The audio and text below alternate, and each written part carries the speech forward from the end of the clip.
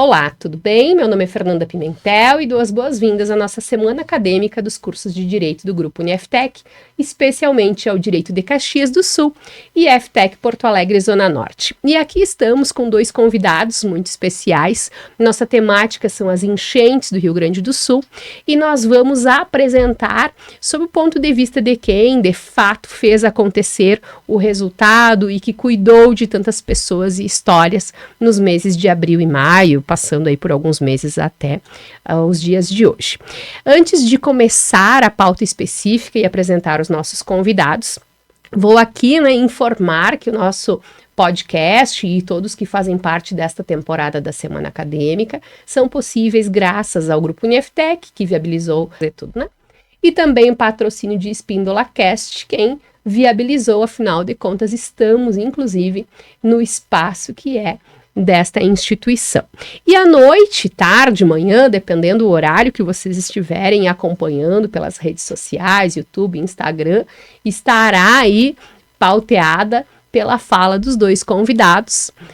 Primeiro lugar, o nosso convidado mais ilustre, professor, me desculpe, mas o tenente-coronel Márcio Miller Batista, que está à frente, comandante do 5º Batalhão de Bombeiro Militar aqui do Rio Grande do Sul, e logo nos contará quem faz parte desta região e também muito do que aconteceu durante as enchentes.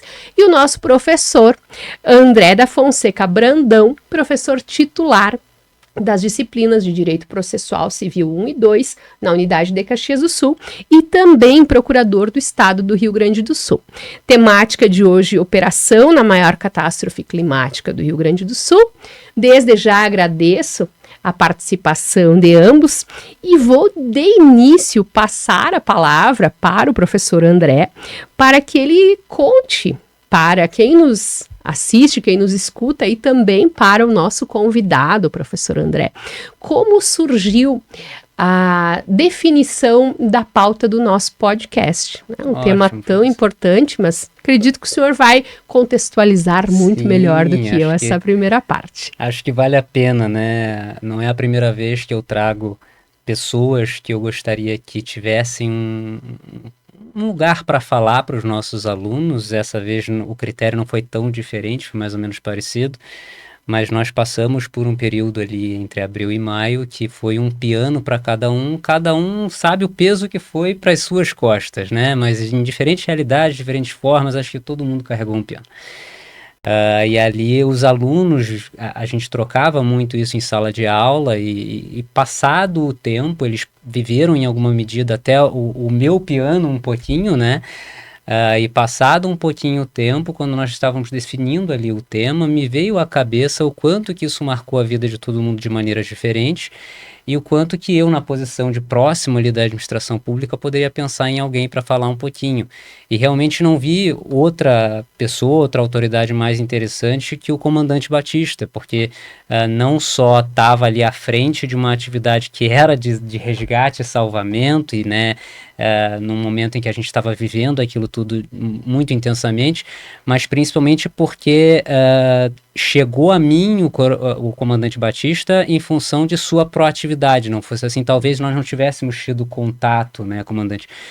Então essas pessoas que a gente percebe que não ficam por trás de sua missão e que efetivamente levantam-se da cadeira e buscam fazer a diferença, nessas horas acabam se destacando naturalmente, e na minha cabeça veio rapidamente a figura do comandante. Então agradeço muito a disponibilidade de ter vindo. Fico muito feliz da gente ter a oportunidade então de passar isso para os nossos alunos, e basicamente daí foi a ideia, né, que me ocorreu. E aí, então, comandante, nos conte um pouco, antes de adentrarmos nas particularidades do trabalho tão efetivo de vocês aí durante as enchentes, eu gostaria que o senhor contasse um pouco sobre a corporação, né? Então, especialmente aqui da nossa cidade, também um pouquinho da sua trajetória. Certo. Primeiramente, é um prazer estar com vocês aqui nessa mesa, entre pessoas ilustres aqui, é uma alegria muito grande. Eu agradecer já o convite do doutor e da senhora também pela oportunidade de estar com vocês aqui comentando um tema que nos é muito caro, né? Um tema que está bem latente na sociedade ainda. Então eu ingressei no Corpo de Bombeiros já há 21 anos, foi em 2003, ingressei como soldado, né, e aí fui evoluindo, galgando cargos, e aí cheguei, né, a comandar agora Caxias do Sul. Final do ano foi promovido então a tenente-coronel e assumi o comando aqui da Serra Gaúcha. O batalhão nosso aqui da Serra, ele abrange 60 municípios, então nossa área vai lá de Lagoa Vermelha até Taquara, de Veranópolis até Vacaria. Uma ideia da dimensão da área de atuação. Nessa área aí nós temos 11 municípios com pelotões presentes que atendem os outros municípios da volta, né? E o Corpo de Bombeiros em si, ele é pautado na legislação. Ele está previsto na Constituição Federal, lá no artigo 144, quando fala de segurança pública, e na Constituição Estadual, no artigo 13, está delimitado ali as missões constitucionais do Corpo de Bombeiros, que são bem abrangentes, né? Então, lá no artigo 130 fala da prevenção, do combate a incêndio, das buscas, dos salvamentos, das ações de defesa civil e da polícia judiciária militar. E dentro desse escopo, ele é muito abrangente, né? Nós temos várias ações, várias atividades que a gente desempenha dentro de cada um desses itens. Então, pegando ali já o gancho da própria legislação, né, a prevenção de incêndio, a gente, quando fala em prevenção de incêndio, remete muito à questão dos sistemas preventivos prediais, da fiscalização, dos alvarás, mas também isso a gente faz, mas vai muito além disso, né? O Corpo de Bombeiros, ele se preocupa em formar, em fomentar uma consciência coletiva, uma consciência prevencionista na comunidade. Então, através do que a gente faz isso? Através de palestras em escolas, através de programas socioeducativos, que é o exemplo do projeto Bombeiro Mirim, que nós trabalhamos com crianças de 10 a 12 anos em várias cidades, justamente para trabalhar essa questão da responsabilidade social, da questão ambiental, da responsabilidade como cidadão, né? É uma formação complementar. Palestras, as escolas vêm muito no quartel, então o Corpo de Bombeiros e a sociedade, a comunidade tem um vínculo muito forte. A comunidade, ela se identifica muito com o Corpo de Bombeiros. Tanto que quando nós vamos palestrar nas escolas, quem quer ser bombeiro, uns quantos levantam a mão, né? Então, as profissões que são lembradas pelas crianças. E as crianças que visitam, geralmente, as pessoas adultas voltam no quartel e dizem, eu vim visitar vocês quando era criança. Então, tem essa identidade muito forte com a comunidade. Então, na parte da prevenção, a gente trabalha essas questões. Combate a incêndio, e aí é muito abrangente também. Pega áreas de campo, pega áreas de indústria, estrutural, veicular, então toda a área de combate a incêndio também o Corpo de Bombeiros atua. Salvamento de pessoas e salvamento de animais. E aí o salvamento é em várias situações, desde a ambulância que nós fizemos atendimento pré-hospitalar, também nas questões de altura, muitos salvamentos que se fazem, pessoas que estão, trabalhadores, geralmente ligados ao trabalho, né, que estão pendurados em jaús, que eventualmente acabam tendo algum acidente ali, nós também atendemos. Aquático, aí lembra-se da Operação Verão também, todos os anos, os salva-vidas, né, que também fazem parte do Corpo de Bombeiros. Acidente veicular, trânsito em rodovias, infelizmente, é um grande número de atendimentos que a gente tem. Produtos perigosos, estruturas colapsadas, então tem especialidades dentro do bombeiro para todas essas áreas. Áreas deslizadas, que a gente teve muito agora nessa catástrofe, principalmente aqui na Serra Gaúcha, muitos deslizamentos de terra. Enfim, na questão de salvamento de pessoas e animais e nas mais diversas situações.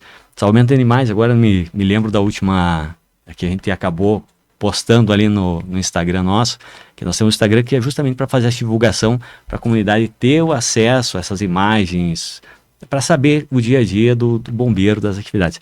E aí nós tivemos o salvamento de um cão lá nos cânions, lá na Fortaleza, Fortaleza, que faz parte da nossa área também. O cãozinho tinha caído a 30 metros de altura, e o pessoal conseguiu descer, resgatar, foi um salvamento bem bacana. Então, tanto pessoas quanto animais, não tem, todas as vidas importam ali para serem salvas, né? Então, essa é a nossa missão. Na Defesa Civil está previsto também na Constituição Federal, quanto também na Constituição Estadual. Então, questões climáticas também, atuação de resposta é do Corpo de Bombeiros. Então, faz parte das nossas ações. Desde alagamentos, inundações, deslizamentos, chuvas, granizos, vendavais, remoção de fonte de perigo, árvore, enfim, tudo isso faz parte da atividade dos bombeiros. Então é bem abrangente a nossa área de atuação. Lhe ouvindo, bombeiro sempre tem uma relação direta com quem salva, mas desde as enchentes se recuperou, aí não só para as crianças, mas para todos nós, a vinculação direta com o herói. Uhum. Não sei, professor Sim, André, se lhe parece, mas para mim parece, assim, olhando a comunidade como um todo, o resgate do herói.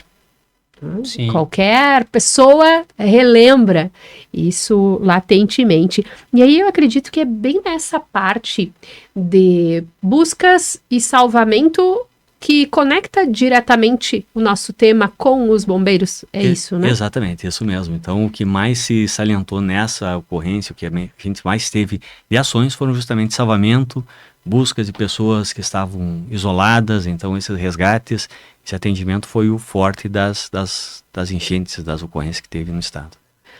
Prof. André, e conta para nós como se conectaram os dois campos, né? A Procuradoria do Estado e o Corpo de Bombeiros, de forma bem objetiva nesse evento.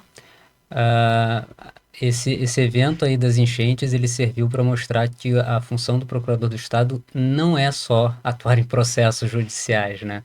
Nós tivemos um período que os processos judiciais todos, eles pararam. Né? Nós não tínhamos processos judiciais. E houve um piano para eu carregar, como demais procuradores do Estado também carregaram com muito gosto, querendo fazer aquilo ali, que era justamente uma situação absolutamente atípica, né? Porque a função do procurador, ele é sim ser advogado do Estado, mas ele é também dar segurança, né? Desde do bombeiro que está atuando até o secretário ou governador de estado, de que aquilo que ele está fazendo é seguro, é legal, é adequado, né? Viabilizar isso é a função da advocacia de Estado. Evitar o conflito depois é a função da advocacia de Estado. Então, no momento em que todas as regras conhecidas não são tão bem aplicáveis, né? A gente tem situações inéditas, né? Por onde se olha havia uma coisa inédita acontecendo. Então, houve ali uma necessidade muito grande de ajuda, não direta, né? Eu não posso dizer para os meus filhos que eu fui lá salvar as pessoas, né? Eu estava nos bastidores, talvez, viabilizando essa atuação de diferentes formas. Inclusive, os processos estavam suspensos, mas em atuação processual também, né, comandante? Então, mas já fazendo então o gancho com a atuação dos bombeiros, eu acho que seria muito interessante saber, assim, na nossa região, por exemplo, né, da Serra, a gente teve deslizamentos que ainda nunca tinha havido numa proporção assim, né? Na hora que isso acontece, né, qual é a reação imediata ali da instituição? Então, nessas questões, nós nos deparamos que, quando começou as chuvas, a gente já tem um histórico de alagamento no município de Santa Teresa. Então, na nossa área, a área mais crítica de alagamentos é a região de Santa Teresa, pelo relevo, né? Então, nós monitoramos a precipitação chuvosa que acontece lá na cabeceira, lá nos campos acima da serra. A gente sabe que aquela água, 24 horas depois, vai estar em Santa Teresa. Então, a gente já tem um acompanhamento quando chove acima de 200 milímetros lá, a gente sabe que tem uma preocupação lá embaixo. Então, no dia anterior, dia 29, a gente já desceu com a equipe em Santa Teresa justamente para fazer o quê? Para a gente poder alertar a população de que havia o risco, né? Então já tinha acontecido em 2020, 2023, 2 inundações, abril já tinha acontecido também. Então a gente voltou para lá, mandamos equipes para justamente fazer essa ação preventiva, passar nas casas, passar avisando o pessoal, olha, carreguem o que vocês precisam, procurem um local seguro, e foi feita essa ação justamente por essa preocupação. Mas a questão dos deslizamentos realmente não era algo que era do nosso dia a dia, foi algo que nos surpreendeu. Nós não estávamos esperando aquele movimento de massa que aconteceu, né? E talvez também não só a intensidade, mas a quantidade de dias, né? E as inovações, porque a cada momento era uma novidade negativa, infelizmente. E se o senhor pudesse nos contar um pouco de como foi esse trabalho e, principalmente, tem como traduzir em palavras a intensidade do que foram essas semanas, essas horas, esses meses? O mês de maio passou voando, a gente não sabia se era sábado, se era domingo, se era segunda, a gente estava todo dia em quartel. Uma coisa que nos emociona bastante é ver a garra do nosso pessoal, né? Então, às vezes, na gestão de pessoal, os comandantes de pelotão diziam, agora você vai para casa. Quando viu, o cara estava apaisando dentro do quartel. Disse, cara, como é que eu vou para casa se o meu colega está lá? Então, esse sentimento, e tem uma foto bem emblemática deles dormindo no relento junto com as vítimas. Na área ali de Bento Gonçalves, que foi a mais atingida, né? Então, o pessoal foi para fazer o resgate e a aeronave não foi naquele momento, aquele dia não foi possível chegar a aeronave. Eles não tinham como tirar as pessoas, a grande parte deles idosas também, ou com alguma enfermidade, alguma dificuldade, de lá.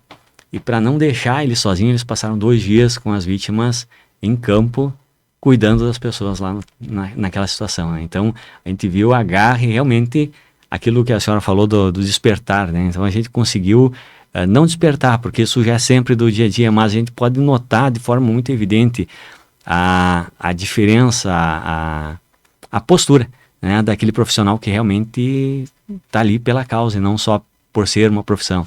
Então, a gente viu um desprendimento muito grande.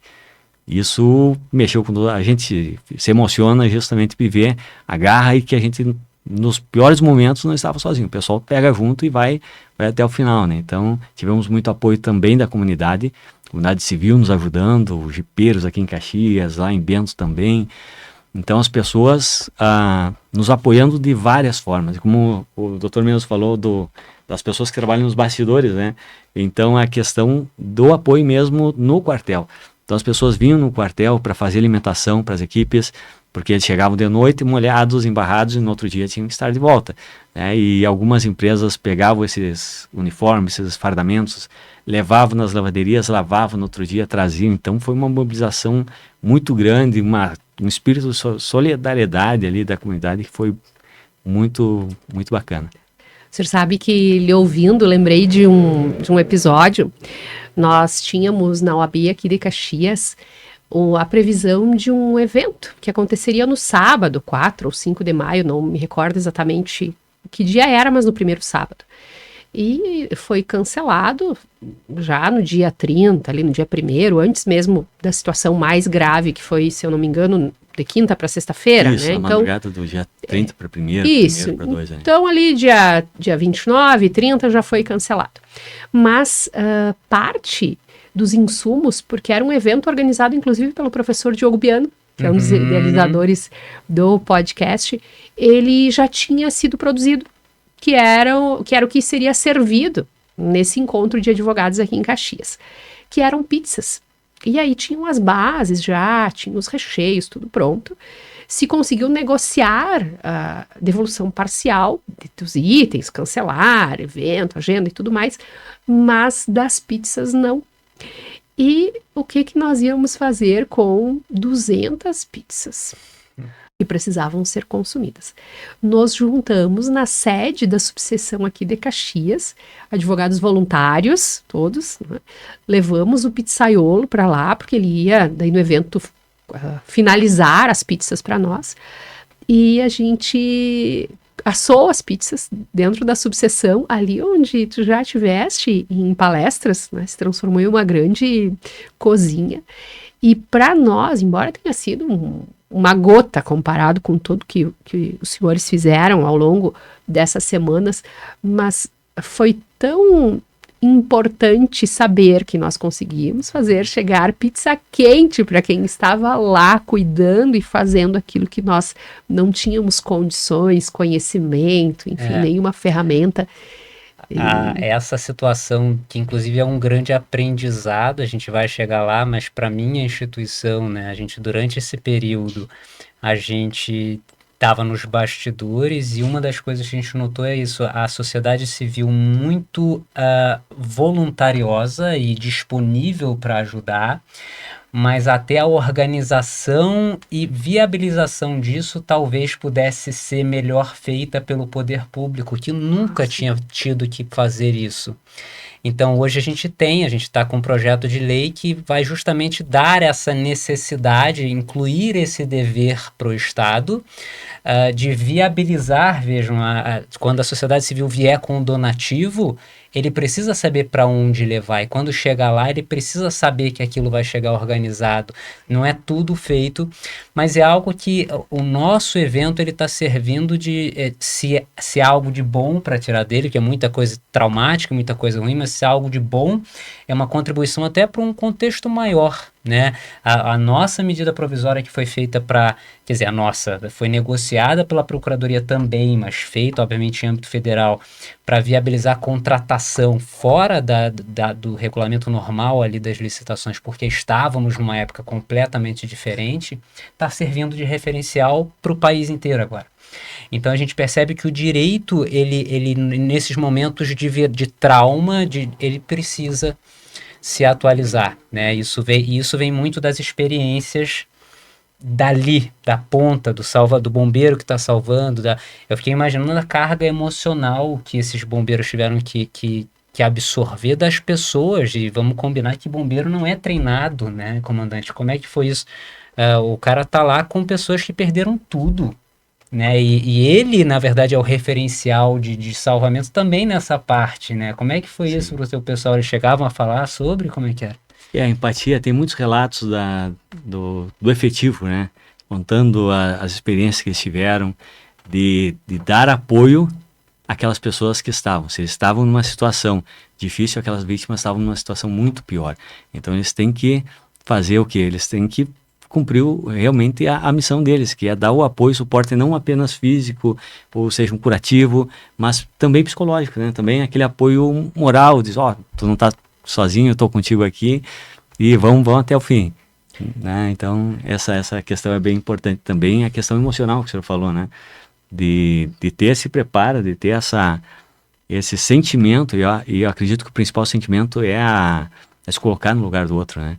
Essa empatia que se sente pela pessoa com quem está protegendo, com quem está cuidando.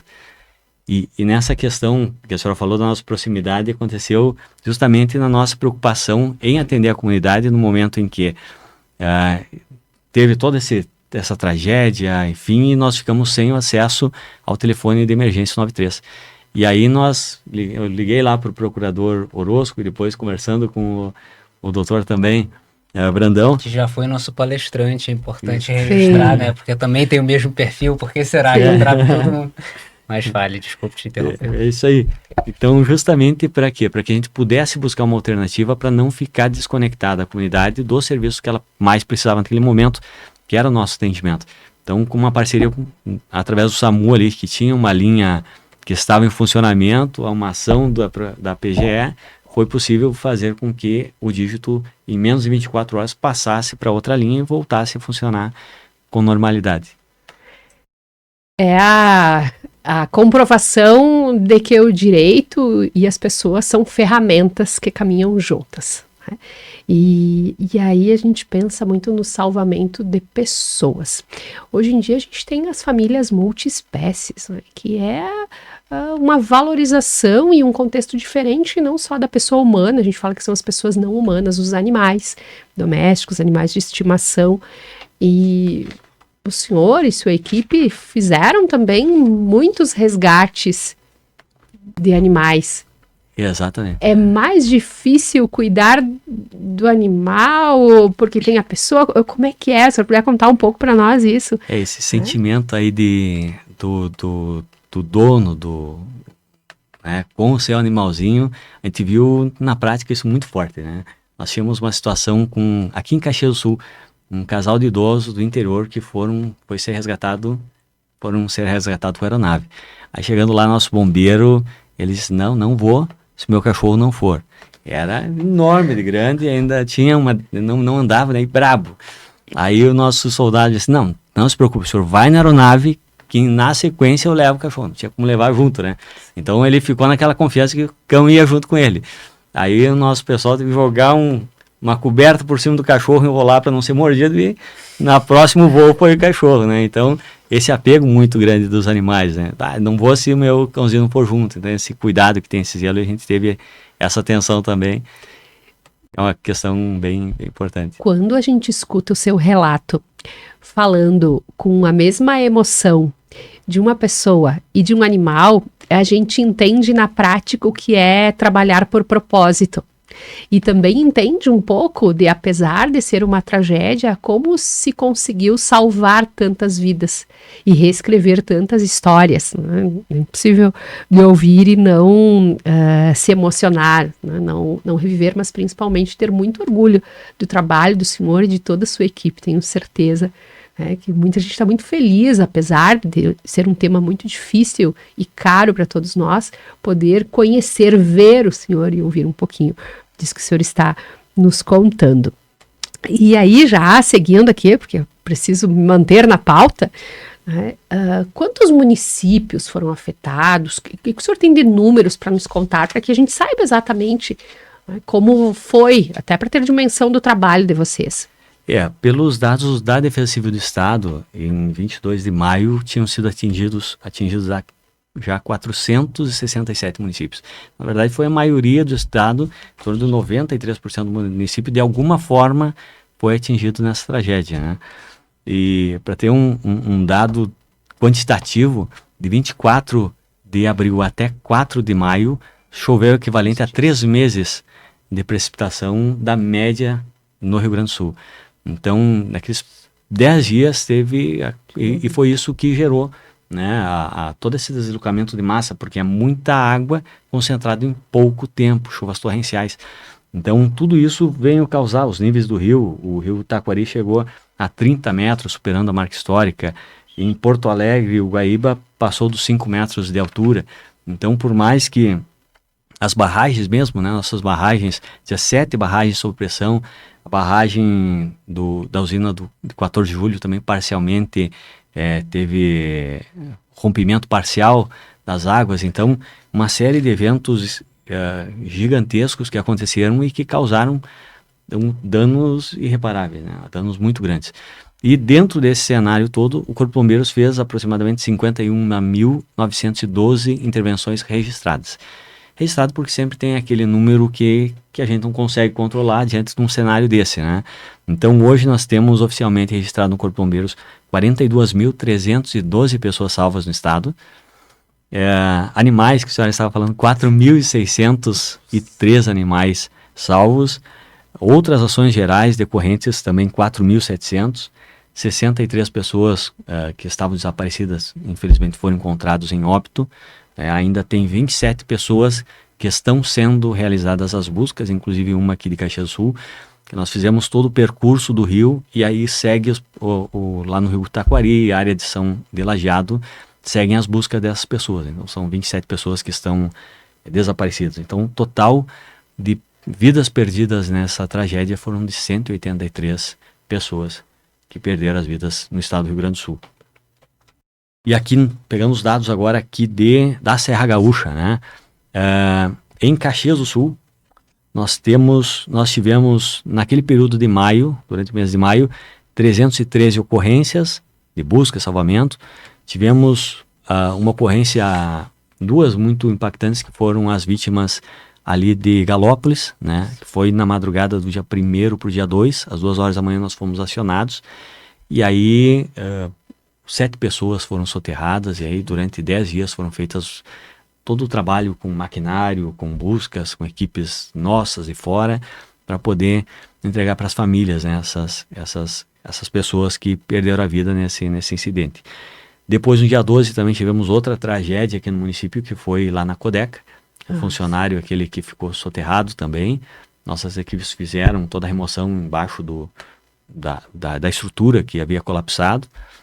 Então são 8 pessoas e tem mais uma desaparecida, que é a dona Doceleira, que foi levada com as águas e a gente não encontrou ainda. Então são esses os dados daqui. Isolamento, outras ocorrências de isolamento de risco, deslizamento, outras, deu 423 ocorrências. E manejo de vegetais, que é corte de árvore em cima de casa, rodovia, essas outras atividades, 151. Então, no total, naquele mês de maio, o Corpo de Bombeiros de Caxias atendeu quase 900 ocorrências, 887 atendimentos. Ali ouvindo, eu lembrei especialmente da situação de Galópolis, né? E aí algumas imagens. Galópolis é uma população bastante idosa e tem uma ILPI, uma instituição de longa permanência de pessoas idosas ali, e das cenas que me pareceram mais tocantes foi o trabalho de voluntários, mas especialmente dos bombeiros, na retirada dos idosos em uma dessas noites caóticas que a gente viveu em maio, né? E aí depois também acabou na comunidade aqui, que talvez o senhor não saiba, porque nem tudo chega, mas foi importante, são todas as vidas e todas as atuações, mas sensibilizou um número bem grande de pessoas, ver as imagens e o cuidado que vocês tiveram com as pessoas num momento tão delicado e que estavam com tamanha restrição de se proteger, né? Foi pauta aí de vários encontros do Conselho Municipal da Pessoa Idosa e até depois replicado em outras cidades, valorando o trabalho do senhor e da sua equipe. E a gente escutou muito na mídia que tivemos ajuda, né, que vieram outros estados, outras corporações, realmente aconteceu. Nos conte aí um pouquinho de como foi. Eu estava conversando antes da entrada no ar aqui com o doutor sobre justamente essa questão da Liga Nacional. Então, os Corpos Bombeiros Militares do Brasil inteiro têm o Conselho Nacional, que eles servem justamente para se apoiar, né? Agora, antes daquela época nós fomos apoiados e agora nós estamos apoiando Mato Grosso, a região que está lá com os incêndios, né? Então, Sim. E aqui nós tivemos o apoio de todos os estados brasileiros, inclusive aqui na Serra Gaúcha, a maioria deles passaram. Caxias do Sul teve Bahia, inclusive pegaram os dias mais frios do ano aqui, aqueles dias, né? E vieram desprevenidos. Aí tivemos o apoio da comunidade para roupas também para eles. Mas tiveram várias equipes que passaram por aqui. Total de bombeiros de outros estados que vieram foram 1.107 bombeiros. No revezamento que vinham para o estado, com 226 viaturas, 114 embarcações. Juntamente com isso também veio equipamentos como drone, 28 drones. Drones fundamentais para fazer varreduras dos locais, porque com a tecnologia a gente consegue ver com as imagens do satélite como era e fazer a varredura das imagens como ficou. E sobrepondo essas imagens, era possível identificar se naquele local havia casas e identificar, através disso também, foi possível reduzir o número de possíveis vítimas a serem procuradas, porque através dessas imagens foi possível, por exemplo, ver que locais eram apenas mata fechada e naquele deslizamento não teria vítima. Então foi possível identificar as vítimas que precisavam ser procuradas, então com a ajuda da tecnologia. Nós tivemos 28 drones de fora para fazer esse trabalho, além das aeronaves, que nós tivemos 9 helicópteros, 6 aviões de fora, isso só dos bombeiros, e 79 cães farejadores. Que as pessoas que estão desaparecidas, eles são utilizados muito pelo faro, então se passa 2, 3 cães em cada local para justamente poder identificar através do odor, enfim, os binômios que a gente chama, né, que é o sinotécnico com o seu cão adestrado para fazer buscas. Além dos nossos aqui, a gente teve mais 79 cães para fazer essa operação. Total de investimento de recursos externos aqui no estado dos bombeiros passou de 23 milhões de reais aqui em apoio que a gente teve. Foi uma mobilização impressionante, né? Até nisso também é algo que a administração pública ela vai se reinventando em alguma medida para comportar esse tipo de cooperação muito espontânea. Foi uma cooperação extremamente espontânea que rompeu algumas barreiras burocráticas, né? Mas que deu muito, muito resultado à época. Me chamou a atenção, a gente esteve em Bento Gonçalves a pedido da Secretaria de Educação à época, e me chamou a atenção uma equipe grande de geólogos, e eles todos acampados ali no mesmo QG onde ficavam as pessoas, estava a equipe trabalhando justamente para ver onde seriam as buscas, ali naquela área que foi mais onde teve os deslizamentos, né? E aí essa galera chegou, e uma das atuações da procura, onde que se comunica, né? A Procuradoria do Estado foi chamada porque todos esses voluntários que vieram de um dia para o outro, e muita gente chegou para ajudar, e também precisava ser alimentada, essas Sim. pessoas que vieram, né? E onde que se compra comida, e muitos em abrigos que estão, onde empresas não estão entregando, porque os insumos eles não conseguem chegar. E aí a Procuradoria encontrou dentro os seus devedores de créditos tributários, né, tributo que a pessoa estava pagando ao mês, aquela empresa era uma empresa de alimentação, e ela tinha um grande centro de distribuição próximo que poderia justamente alimentar os voluntários em vez de pagar o valor da prestação, e óbvio que de muito bom grado fizeram. Então, esse tipo de foi um fenômeno assim que eu não me lembro de ter vivido algo parecido em todos os tipos. Foi sociedade civil e administração pública, foi administrações públicas de outros estados vindo para cá. Tudo acontecia com uma velocidade muito interessante, né, e rompendo muitas barreiras que num período de normalidade a gente ainda tem, né? A assertividade também. Sim. Né? E, infelizmente, nós precisamos nos encaminhar para o final. Vejam que estamos há mais de 30 minutos aqui conversando. Os senhores viram, como eu disse, que passa rápido, a gente nem percebe. E aí eu quero fazer uma provocação para encerrar a nossa fala, lhe perguntar, né, que lições foram aprendidas? O que fica depois de tantas horas de trabalho? As lições que a gente tomou em termos de instituição, internamente a gente está fazendo vários debriefings com equipes técnicas internamente, a rearticulação das questões de apoio. Então, aquele sistema, como nós estávamos falando, né, a Liga Nacional ela tem o sistema, no Estado nós temos o sistema, mas nós vimos que é necessário ampliar a nossa capacidade de resposta em algumas questões, né? Por exemplo, pegar um exemplo, Gramado. Gramado não tem rio, então não dá ocorrência com o rio. Mas hoje Gramado tem barco. Mas por que barco? Foi comprado barco para Gramado que não tinha? Porque quando ele for apoiar outro local, ele tem que levar barco.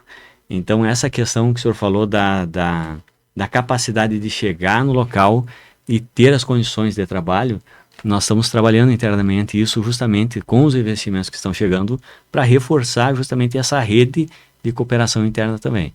A outra questão também que nós estamos trabalhando para desenvolver a questão de software de gestão, aprimorar a questão de sistema de comunicação, uma coisa que nós não usávamos e acabamos usando nessa ocorrência foi aquela Starlink. A gente sempre fez a transmissão de comunicação através de rádio. E nessa operação a gente viu que a Starlink é muito eficiente.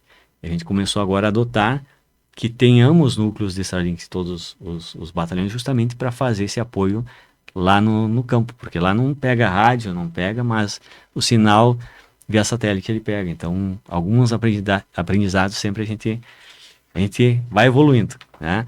E na questão da provocação que nós tínhamos conversado, né, que deixa o questionamento com relação ao direito ambiental, desassoreamento dos rios, por exemplo, que foi uma legislação de 10 anos, e hoje toda essa massa que deslocou foi para o leito do rio. Então, até quando retirar o material dos rios é prejudicial? Ou talvez seja o meio da água escorrer, né? Porque no momento que essa massa vai tudo para o leito, com menos intensidade de chuva, maiores as causas de inundação e alagamentos. Então, toda essa questão, essa discussão, acho que tem que ser feita diante desse cenário, né? A questão também climática, há uma mudança climática, os técnicos falam disso, e até que ponto a poluição ela influencia nisso, quais as medidas que devem ser tomadas, que se discute isso aí, né? E eu sempre acredito na educação, né? Educação das crianças, das próximas gerações, porque os adultos já têm mais resistência, mas se começar a trabalhar a questão ambiental na educação de forma mais enfática, eu acredito que a gente consegue, para as próximas gerações, ter mais consciência daquela prevenção, né? Aquela visão prevencionista.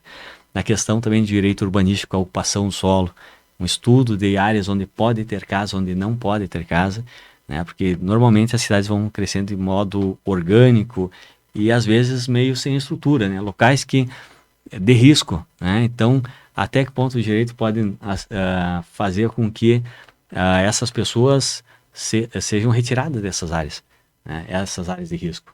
E para onde elas vão ser lotadas, para onde elas vão ser realocadas. Então, são discussões que ficam em aberto, né? E há também a questão preventiva. Nós temos, todos os municípios têm o plano de contingência dos municípios, né? Então, talvez é importante que se faça uma avaliação de até que ponto o meu plano está sendo eficiente, ou até que ponto eu não tenho que rever esses planos de contingências, como preparação da comunidade, com medidas de treinamento das áreas de risco, o que podem incidir esse tipo de ocorrência para prevenir e conscientizar a população de que em determinado momento ela tem que sair da sua casa ou tem que buscar um local seguro. Então todas essas questões eu acho que são aprendizados que, se nós levarmos a sério, aprendermos com esse episódio, talvez possamos estar mais resilientes em uma outra ocorrência que certamente vai acontecer. A gente não sabe quando, mas essas coisas acontecem da natureza. Então, estarmos preparados para darmos uma resposta melhor a um próximo evento. Perfeito. Muito interessante. Eu queria só saudar a sua ponderação, porque a gente atua muito fortemente com uma face do Estado que não é o Estado herói que está lá salvando. É o Estado vilão que fiscalizou, é o Estado vilão que não autorizou a instalação da fábrica porque não cumpre um determinado requisito ambiental.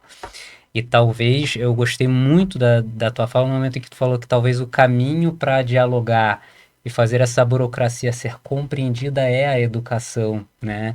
A burocracia ela pode ter um lado muito ruim, muito perverso, mas ela pode servir a propósitos muito importantes, como é, por exemplo, prevenir esse tipo de situação. E fiquei realmente refletindo, né, sobre essa proposta, o quanto ela não é profunda e quanto ela não é eficaz, né? A gente conseguir educar a sociedade civil como uma forma de fazer a burocracia ser menos misteriosa e um pouco mais palatável quando ela não é tão agradável da gente sofrer os efeitos, né, que existem, que acabam existindo. O próprio protagonismo da sociedade. Isso. Não um recebedor, mas um protagonista, como foi durante esse período. Enquanto eu lhe ouvia, 40 mil vidas, de certa forma, o número representa também uma premiação, porque esse trabalho de vocês entregou de volta 42 mil presentes, que é o que a gente sente em relação às pessoas que nós amamos e inclusive quem não conhecíamos. Por isso, é muito importante aqui, e minhas palavras finais são no sentido de agradecer, e todos nós da comunidade valoramos muito o trabalho que o senhor e sua equipe fizeram de presentear, premiando de volta às casas tantas pessoas. Então isso não se apaga, certamente não se apagará ao longo do tempo. E a gente precisa encerrar, então tenho que também aqui agradecer muito ao Tenente Coronel Batista, que esteve aqui conosco, agradecer ao professor André pela pauta proposta, pelo auxílio no roteiro e por toda a dinâmica que faz parte do nosso podcast. Esse episódio chega ao fim, mas estará disponível, como eu mencionei no início, nas redes sociais do Grupo UniFTech, do curso de Direito do UniFTech, no Instagram, no YouTube.